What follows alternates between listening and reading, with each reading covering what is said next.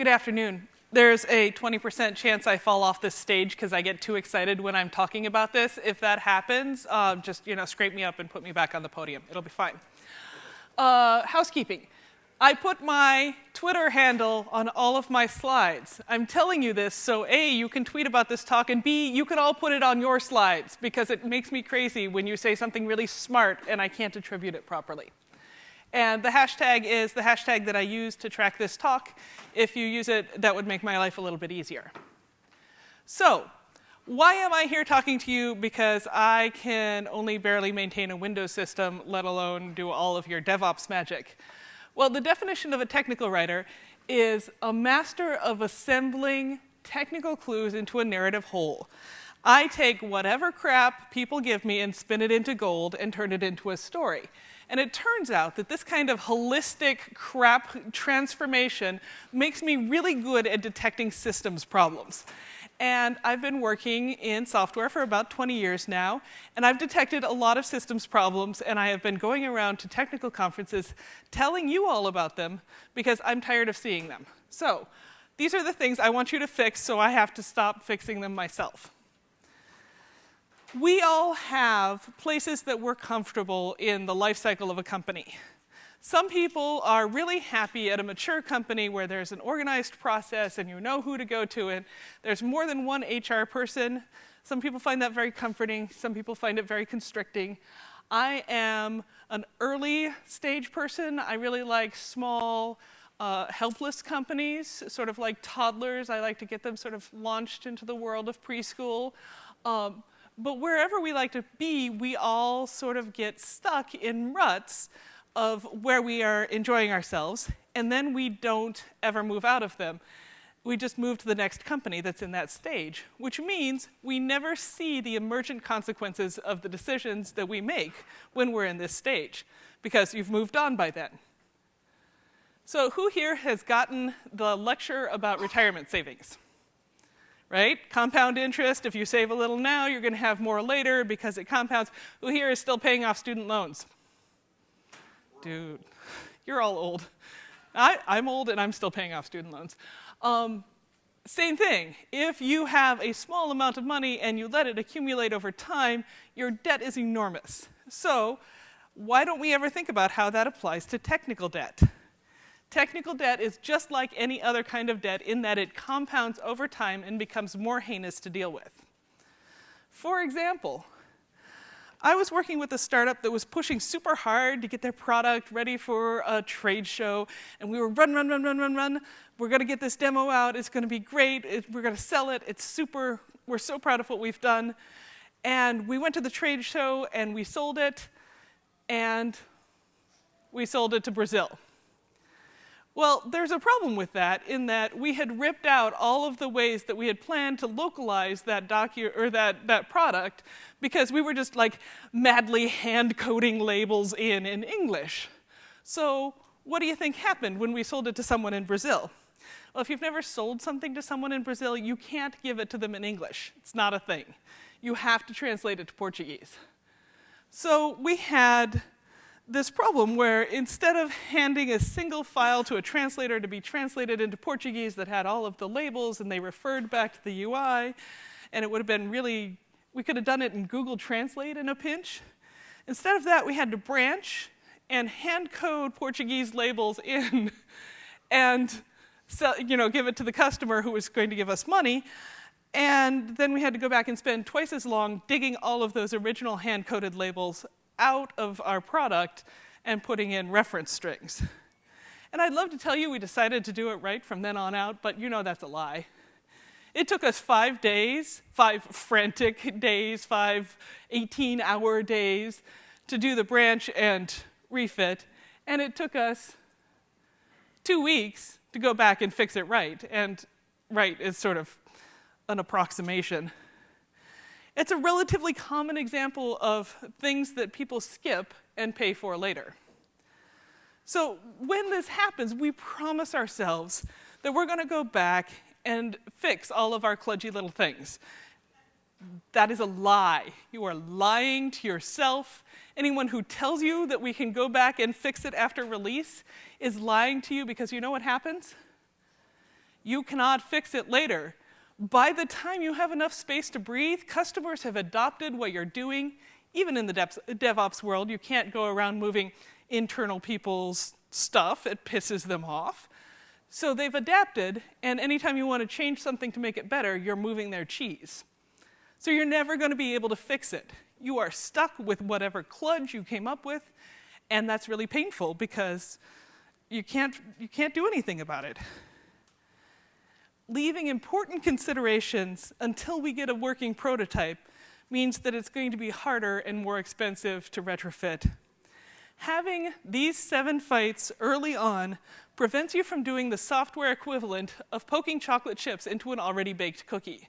There's a right time and a wrong time to add chocolate chips, and the right time is before you release. So have these fights before you push something out, because afterwards, you just get mashed cookies. So I'm going to leave this up for a second so you can internalize the awesome and take a picture. The 7 righteous fights are localization, security, extensibility, documentation, affordance, acceptance, and accessibility. And that's a lot of words, and they all have a lot of syllables, and we're going to go through it as fast as I can because there is somebody after me. The first one is localization. The first time I gave this talk, no, not the first time, but one of the times I gave this talk, it was in Britain, and I had to flip this slide because it didn't strike them as funny that yeah. So if you want to sell something, you need to make it natural and easy for people to use. And if you want them to adopt it, even if they are compelled to use it, theoretically, you have to make it natural and easy to use. And it's always fatally jarring when you're using software that hasn't been localized properly. Because imagine how much worse it is when it hasn't even been translated. Like, you know the S, it's not a big deal. You know how to translate that. But now imagine that it's getting entire words wrong. That's not okay. It feels terrible. So you're going to need to localize, and maybe not this release, and maybe not next release, and maybe you think you don't have to do it because it's an internal thing. But eventually, someone will come to you and say, hey, did you know that we have an entire branch in China? And you'll be like, can we not have a branch in China? Because I'm really bad at the right to left. And the answer is no, you have to be ready to do that. So if you build in some stuff ahead of time, you're going to suffer less later. All right? So here's the things I know about localization. Don't hard code in interface elements. Don't do it, don't do it, don't do it. Make those all referred from a file, and your translators will be much happier and much cheaper. No words or logos in images. It turns out that the translators who handle image reconstruction are an order of magnitude more expensive than the translators who just handle word, because they have to take that file apart, replace the word, try and smush it in, and then give you back a graphics file. If you just don't put words in your images, and if you avoid screen captures, you're going to be a much happier person. Bake in extended character support. I had a friend named Noreen Plunkett. Some of you may actually know her, they lived here. They kept a running list of conferences who had screwed up their name because they had an extra character, an extended character in their name because it was Gaelic. And every time they got a conference badge, their name would be wrong. Imagine how unwelcoming that is. Imagine how miserable it is if nobody can even get your name right. That's like a basic human right. People call you the right thing. So it's dehumanizing and rude to make a product where people can't enter their real name or change their name if their name changes. That's like a baseline. Security. Brace yourselves because this one's a little extended. So it turns out that the internet is not actually a series of tubes connected by sinister guys in hoodies. I think that the most successful hacker I would ever see would look like a middle-aged woman with brown hair and an auditor's notebook. You would give her anything. Like, have a conference room and direct connection to our network.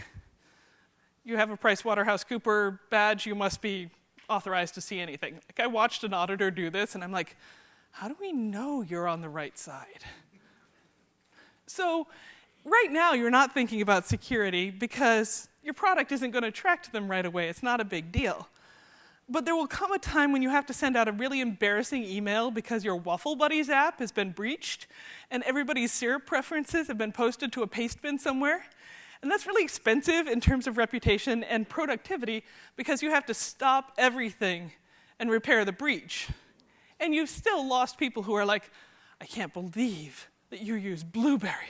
Oh my God. So it's really not that easy to do full security, but you only have to run faster than the person next to you when you're escaping from the lion, and you only have to be a little more secure than somebody else if you're doing baseline security.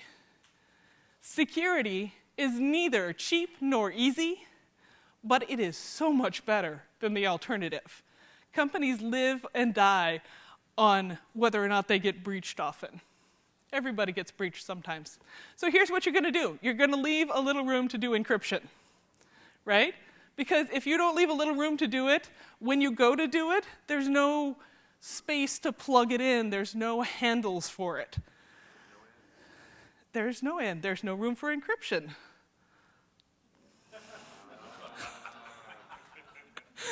So plan to delete users and delete data. Even if you flip a bit that disables login, if you are keeping all that data, you are the problem. And I am really angry about this because we are not talking enough about the ethics of retaining data. We are not talking enough about the ethics of using retained data in big machine, big learning.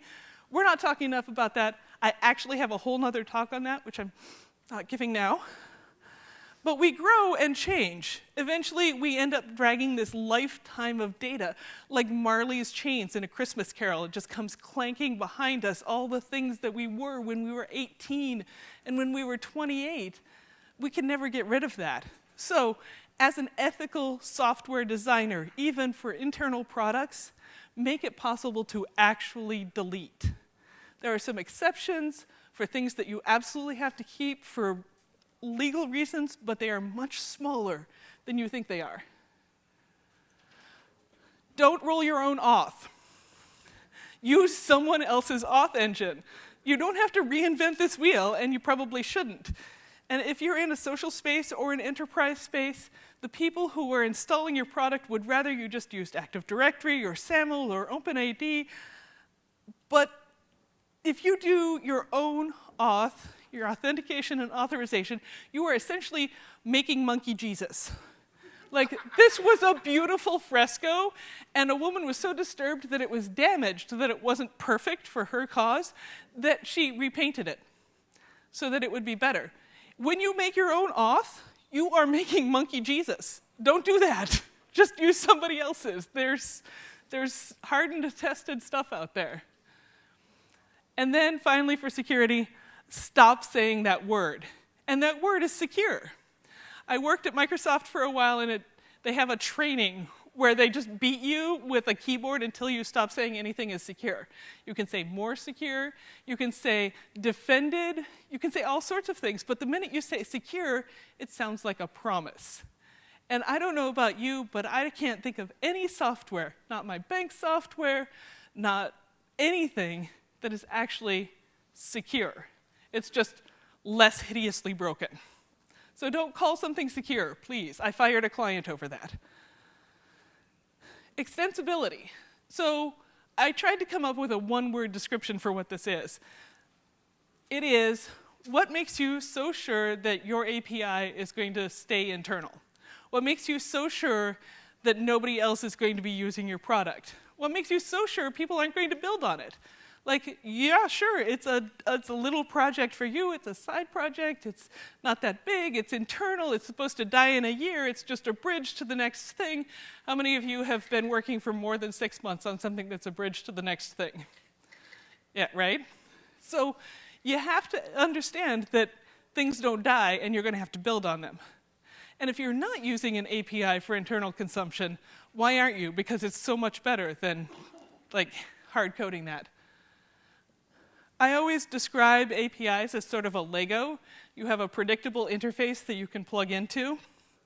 So what can you do that would make your product more extensible and configurable?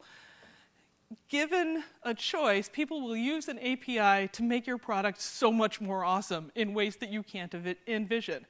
So make your APIs standard, readable, easy to use, and document them well. If you have trouble with that, let me know. I have business cards. So on a recent contract, we started to create APIs for our internal services, and that's awesome. But we bodged them together in a really ugly way with names that only made sense internally based on dead products that we didn't release. I argued that it would be better to build them right, but I obviously didn't argue enough, and when I left, they were having to rewrite whole API call structures because an external client had requested access to it, and you cannot give a client access to anything called poo ball. There was an H, it wasn't, you know. So if you're going to build something, build it as if the future is watching you. I'm a technical writer, you knew I was going to get here, right? Documentation is not state secrets. Documentation is subtle self-promotion. I often deal with product and business managers who want to put our documentation behind a firewall because they want information on who's reading it so that they can sell to them. And I hate this. I have this fight all the time. It's one of my righteous fights. From the user point of view, having to log in is an extra step, and having to give your information so that people can call you and try and pitch to you is hideous. I don't want to do that. You don't want to do that. Like, there's not enough incentive to, I don't know what this documentation is, to sign up to be called by a vendor. That's just not a thing. So they're going to look at somebody who has open documentation. But if your documentation is clear and helpful and open and easy to get to, it's so easy to sell. You're like, hey, look, here's the thing, here's what we could do with it, and here's how much money we could save. And then you don't have to have a big fight with your boss about they don't want to log in and give their email either. So user documentation is relatively easy to retrofit. That's not what I'm talking about in this talk. You hire me, I come in, I stand it up in a couple months. It's not bad. But what's not easy is developer onboarding. Imagine you have a tax on your senior developer for 10 hours a month. That is a conservative estimate on how much time a senior developer is going to spend getting a new developer up to speed. It's really much more like a week of interrupts, of not deep thinking, of trying to get somebody lined up and productive. And the faster you can get them lined up and productive and committing, the faster your senior developer can go back to doing their work, and the faster the junior developer gets competent. So even though it seems like a total drag to do internal documentation, especially professionally, it's going to save you so much money. Because no matter what you pay a technical writer, it's cheaper than having a senior developer lose a week. Because the technical writer will write it faster than the senior developer, and it's reusable for every new junior developer you add. And everybody is happier because the junior developer doesn't have to go ask stupid questions about how we configure this Jenkins thing. So really, the thing that you should be fighting for is onboarding documentation even before user documentation. Now, this is not anything that you'd probably use a tech writer for, but you should think about storing your production scripts and your build sequence someplace safe, because are you scared of the metaphorical bus? Like, if somebody takes out a member of your ops team, what happens? Can you still build? Like, do you have enough life insurance on that person to gracefully shut the company down? Because if you can't build, and nobody knows where those scripts and sequences are, you're screwed. So write that down, get it out of their head. It's really troublesome to not have that available. Secretive build engineers are bad build engineers. When you are interviewing, I want you to say, show me an anonymized script of the last time you documented your build sequence. If your new build engineer, the one you're interviewing, cannot show you that, cannot give you some kind of sample, don't hire them. They're not good communicators, and I don't care if they are magical with computers, you're not going to be able to replace them ever. That kind of sucks. You have to be able to interchange people because people need vacations and breaks and paternity leave and maternity leave, and sometimes they break their leg. Like, hire based on ability to communicate these things. If sysadmins and installers and application owners read nothing else, they read the release notes. It's vital to know if you're going to install something incompatible or if a release is going to fix your problems. People care deeply about release notes, and shoving them into an unloved README tells you that, it tells the person who's trying to read it that you don't care what their experience is like. I know that you will go and read them out of the gist, out of the wherever somebody put it, but if you spend just a little time making it pretty and findable and saying, hey, here's all the features we added, isn't this great? You're going to be so much further ahead with the people who actually install and choose your software. Affordance. Affordance is what the interface makes easy and obvious to do. Affordances tell us all sorts of things about the tiny interactions we have in the world and with our software. So who here got the Microsoft charger dongle, right? Did you look at it? Did you see that it says up on the side of the USB plug that you actually put up? That's a tiny little affordance that tells you which way to plug it in, and it makes you a little bit happier every time you use it because you can feel it, you can touch it. Most people talk about the affordances of hardware, like the USB plug, but there are also affordances of software, like the big green yes button, the tiny red no button, the way that close button runs away from you on a terrible ad on a web page. All of these things are affordances that tell you how the software expects you to behave. This picture is where I used to cross the street to go to work. I live in Minnesota, and we literally get 3 feet of snow a year. So you may be able to tell that there are a couple things wrong with this picture. Let's see if my, nope. The sidewalk and the crosswalk are not aligned. But when they plow all the snow off the sidewalk, it goes right up against the crosswalk button. So you have to clamber. It's like king of the hill every frickin' morning. You have to climb up a literal snowbank to press the cross button. The affordances on this are terrible, and you can tell because people have made their own little path by the button, and it's just, we just ignore that part. Well, it's pretty hard on users who are in a wheelchair or using a stroller. So what we're saying with this crosswalk is, screw you. We don't care. We put things where they were supposed to be, not where you need them. The righteous fight for affordance is to figure out how not to get in people's way. We code things that are easy for us and not them. So how much work does it take to accomplish something? Start with using your software to perform your task like you do every day. Now, step down your privileges to the user and try and perform the same task.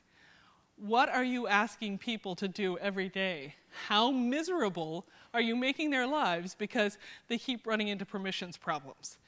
If they can't perform the functions of their daily life without going through some kind of elaborate permissions dance, then either they don't have the right permissions or your software is too restrictive. But we never experience that because we have all the permissions in the world. So think a little bit about that. This is a weird little drawing called the homunculus of sensation, and it's based on where your nerve endings are as opposed to where your skin is. So you have a lot more nerve endings on your lips than you do on your stomach. You have more in your fingers. We tend to be edge case users. We are not typical people. We're out there using like kneecap level commands and not thinking about the fact that most people are doing something entirely different. So you have to think about how it is that people are actually using the software to be able to understand how to make it better for them. Acceptance. Have you shown this to any actual humans who are like the users and not just like you? This is not the same as the people you are selling the product to, and it may not be the same as the people that you meet at trade shows. I think this is a really common problem where the decision maker and the user are widely divergent. They're like, there's the one person who has the money and there's the other person who has the job, and they're not the same person. You need to test for the people who have the job, because once a decision maker buys some software, once they buy, $20 million of IBM Cognos, they're done, and you have to support it. You have to be testing for the people who are trying to support it. Sit your users down and watch them try and use your software and explain nothing.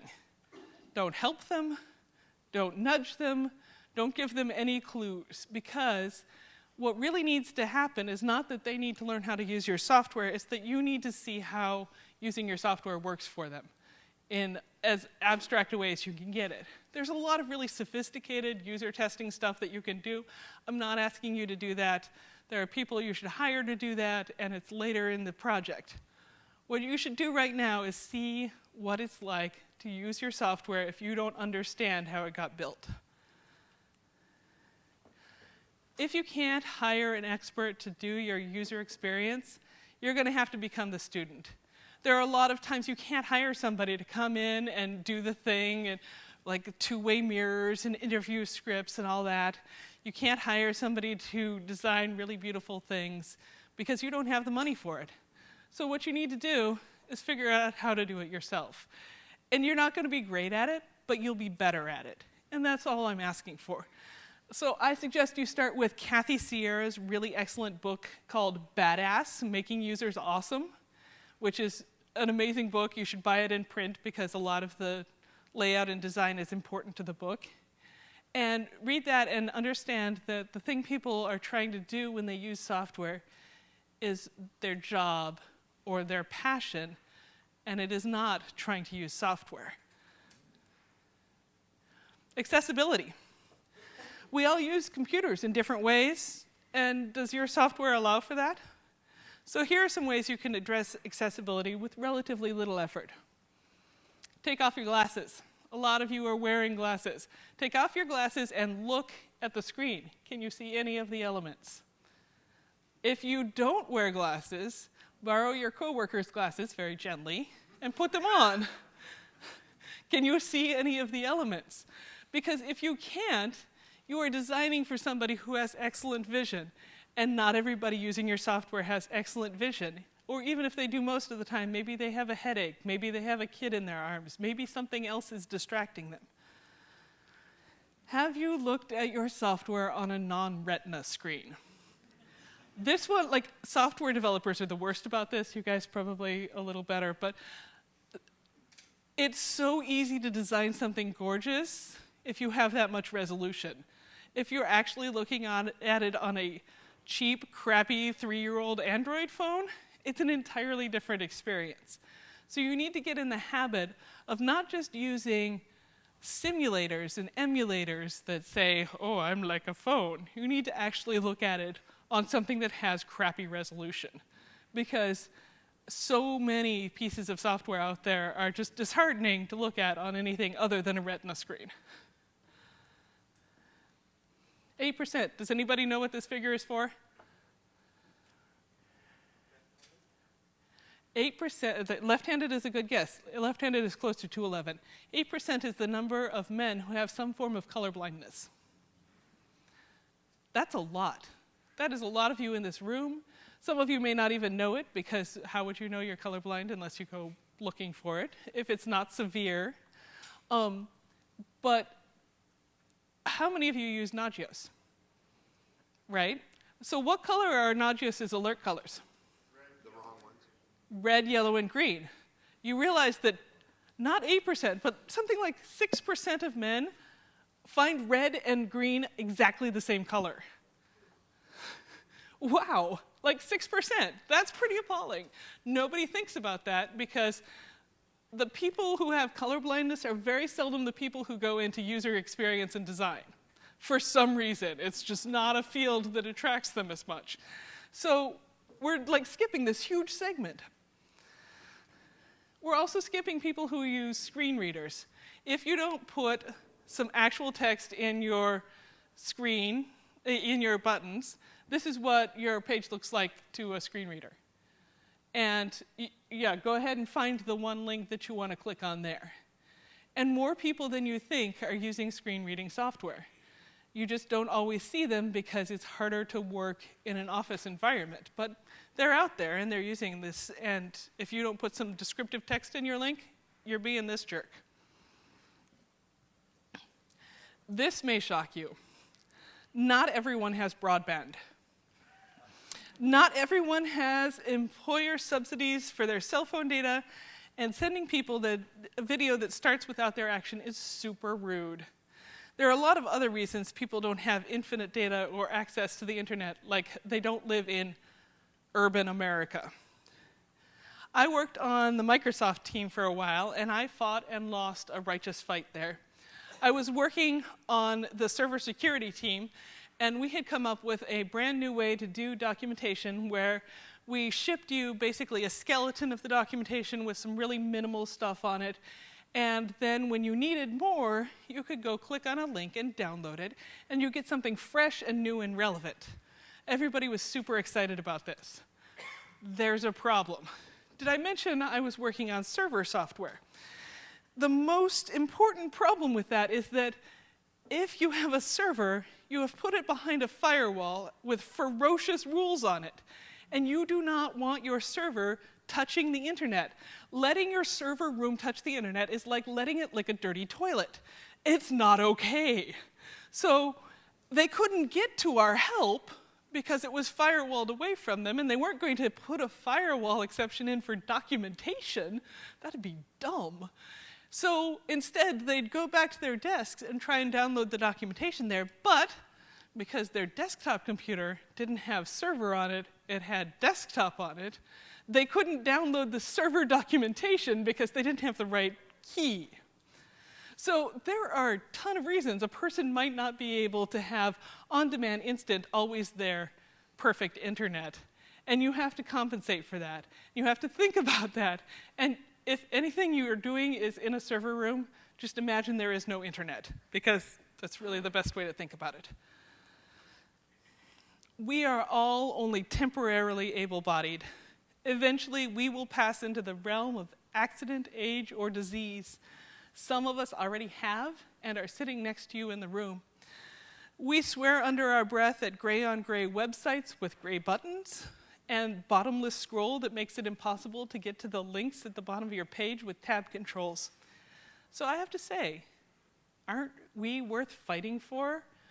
Isn't future you worth fighting for a little accessibility? To be able to say, can you navigate this page with tabs? I think so. So now what? I've hopefully convinced you that these fights are worth having, worth putting some of your capital and your effort into. But how do you do that? You can't fight alone and win. You'll burn yourself out trying. So take parts of this talk that you find useful back to work and see where you can fit them in, because that's just the best you can do. So, tactics. Start where you are. Use what you have already. You have a lot of tools at your disposal. Do what you can. Tactic number 1, write a coding style guide and follow it. This includes things like adding accessibility and using referred links instead of hard coding your labels. Whatever it is that comes out of this talk that you think is useful, write it down in a coding style guide and then follow it. Now you're thinking, I can't get everybody to follow that. I have a solution for you. Use pair programming for best practices. This is teaching and enforcing each other to use this. Like, I'm not asking you to do like crazy Pivotal Labs level, like 8 hours of pair programming. I'm saying maybe an hour or two a week, sit down and write something with someone else while keeping the style guide in mind. Host brown bag lunches.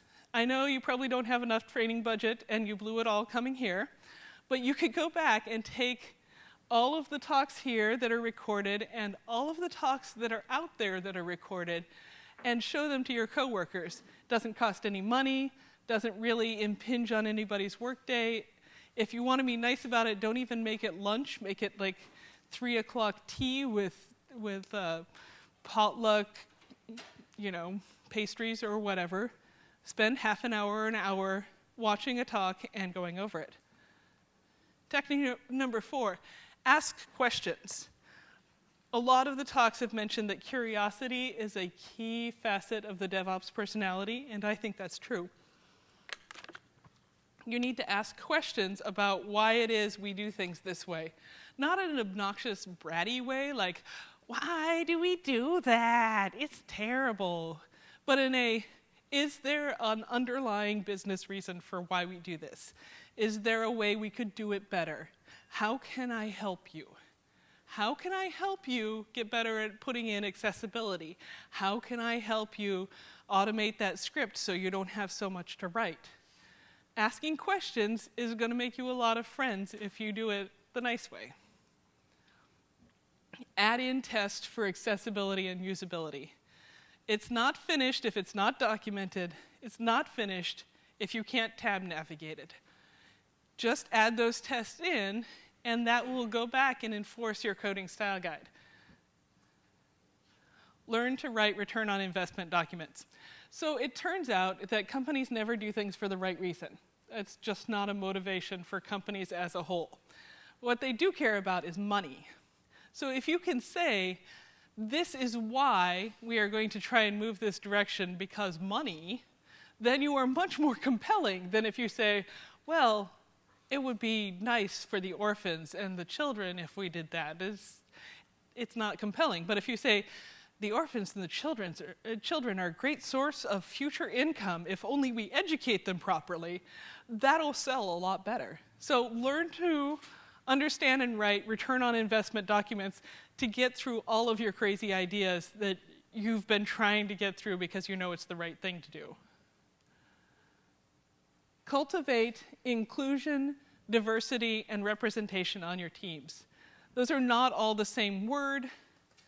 There's a bunch of things that I could unpack in that, but I'm saying your team cannot all look like you. Because if they do, you're going to overlook something really embarrassing, something really obvious. You're not going to have somebody who thinks sideways in the direction that you need to solve a problem. I'm not saying you should do this because it's the right thing. I'm again saying you should do this because it makes money. Diverse, multicultural, multi-experience, multi-age teams make better decisions. They make better products. There are a lot of studies out there on this. You just got to do it. So, like I said, money is the root of all business decisions. If you want to persuade anyone to take up these practices, figure out how it's going to save them money or make them more money, and then pitch it that way. So here are the 7 righteous fights again. Localization, make your users comfortable. Security, make your users safer. Extensibility, make your code usable, make your product usable. Documentation, disaster-proof your organization. Affordance, nudge people into the behavior that you want them to do. Acceptance, test with users. And accessibility, include all the people. So, if this was too long and you read Twitter instead, I totally understand, it's the end of the day. But let me say, don't build in compounding technical debt that you could trivially avoid, because you will come to a place where you really regret your life choices. Be productively lazy. To be productively lazy is to be lazy over the long term. It's automating tests, and it's the incredible tedium of teaching your children to wash dishes and do chores, because eventually they will do it independently. It's investing a tiny bit up front to save yourself late nights and expensive reworks. So I'm begging you, I want you to be lazier. I want you to prize efficiency over instant results or even hard work. I want you to think about making future you happier. Thank you.